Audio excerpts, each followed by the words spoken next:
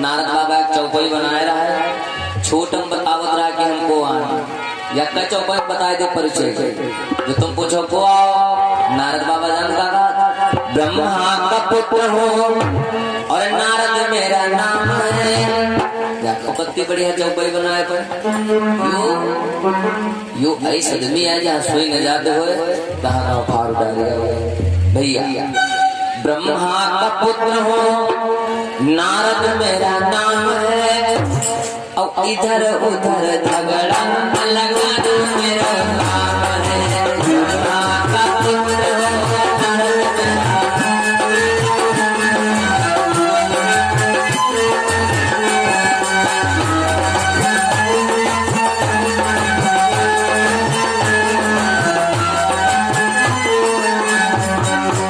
ब्रह्मा का पुत्र हो नारद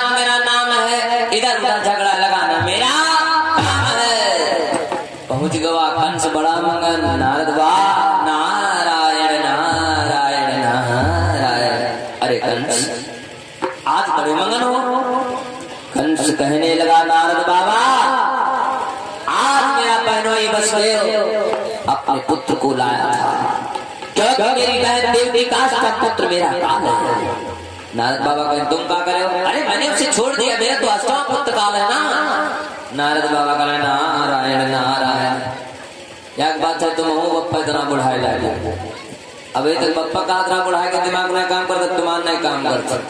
कंस कहने लगा नारद बाबा क्यों?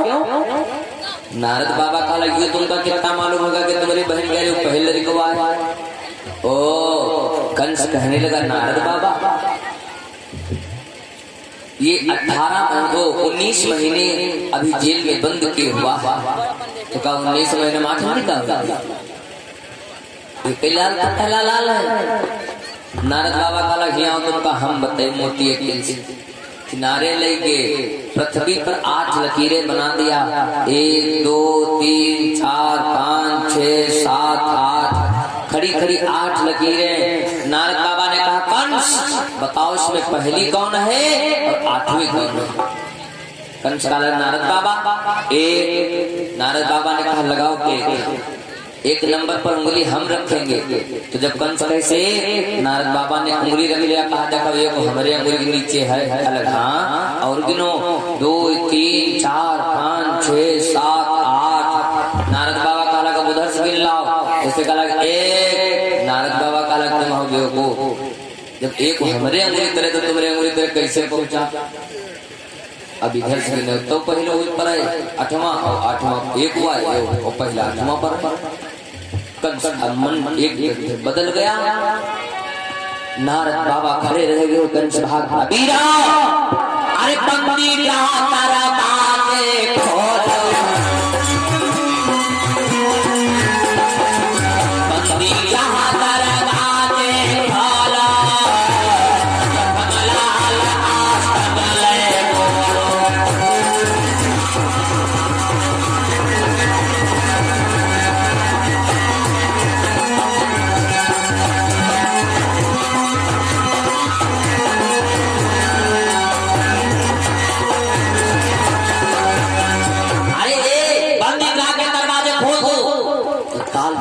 के दरवाजे खुल गए। देवकी ने देखा अरे भैया आओ बच्चे के दर्शन करोगे?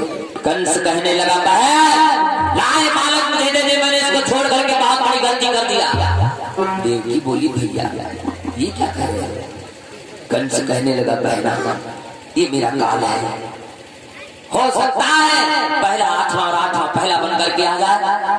देवकी ने झटका लगा भैया मत मारो भैया, मेरा तो अष्टम पुत्र काल है, ये पहला पुत्र है, मत मारो भैया।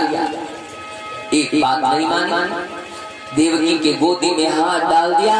कंस ने पकड़ करके बच्चे को आगे पीछे सरकाया और बहन की गोदी से छीन करके बंदी गृह के दरवाजे बंद हो गए।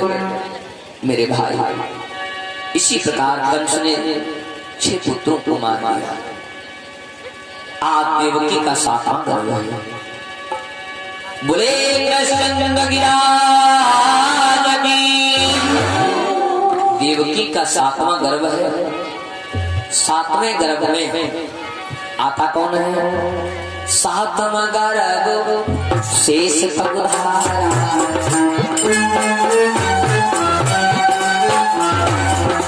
बोले शेष महाराज की।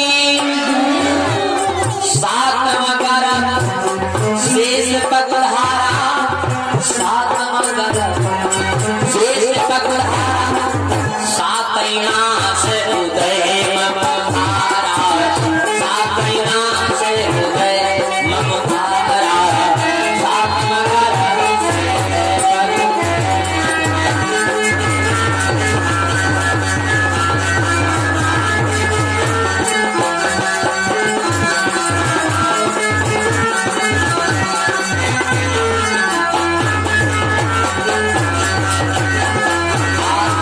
देवकी का सातवां गर्भ में शेषी महाराज आया।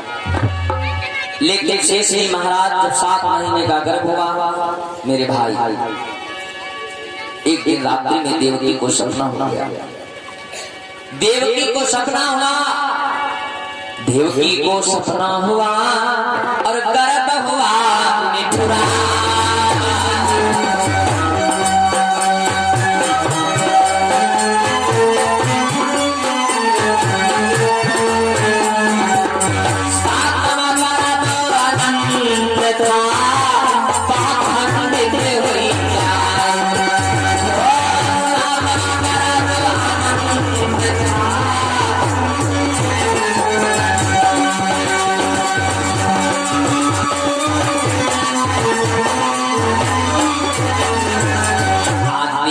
सातवां गर्भ खंडित हो गया।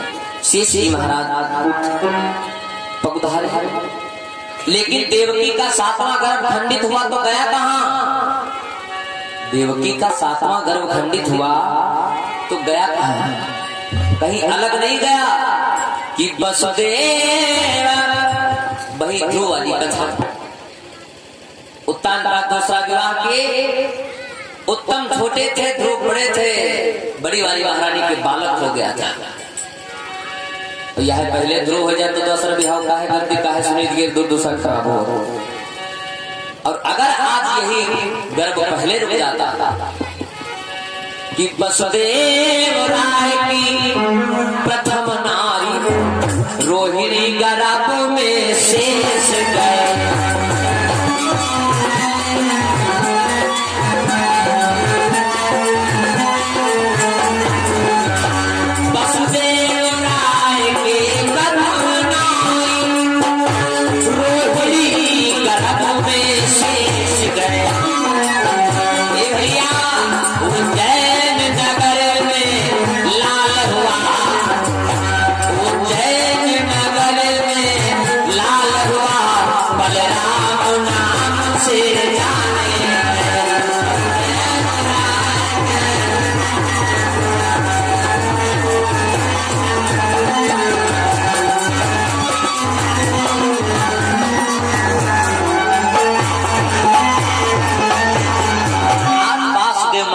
जो पहली वाली महारानी रोहिणी थी, सातवां गर्भ देवकी का खंडित होकर के रोहिणी के गर्भ में गया। रोहिणी के पुत्र का जन्म हुआ, नाम बलराम रखा गया। बोले बलदाऊ भैया, बड़े भैया बलदाऊ का जन्म हुआ। शेषी महाराज ये लक्ष्मण का अवतार है, ये लक्ष्मण बलराम बन करके आए। अब भैया लोग सोचते होंगे कि यहाँ गर्भ खंडित हुआ तो रोहिणी के गर्भ में पहुंचा कैसे? इसका भी शंका समाधान कर देंगे, लेकिन आज भगवान का अवतार हो जाए, टाइम बचा नहीं है। शंका समाधान कर देंगे कैसे वहां पर गर्भ पहुंचा था, जिससे बलराम का अवतार हुआ। और फिर बलराम कैसे नंद के यहाँ आए यही बताएंगे, कैसे बुलवाए गए, कैसे आए, कैसे बेटा बनेंगे। और ये राधा और रुक्मणी कौन है ये भी बहुत कायदे से बताएंगे, कोई और नहीं ऐसा कही है। इधर सातवां गर्भ जब खंडित हुआ वहां बलदाऊ का जन्म हुआ शेषी का। इधर देवकी का कंस ने जहां पर एक पहरेदार का काम था वहां पर हजारों लगा दिया। कड़ा से कड़ा पहरेदार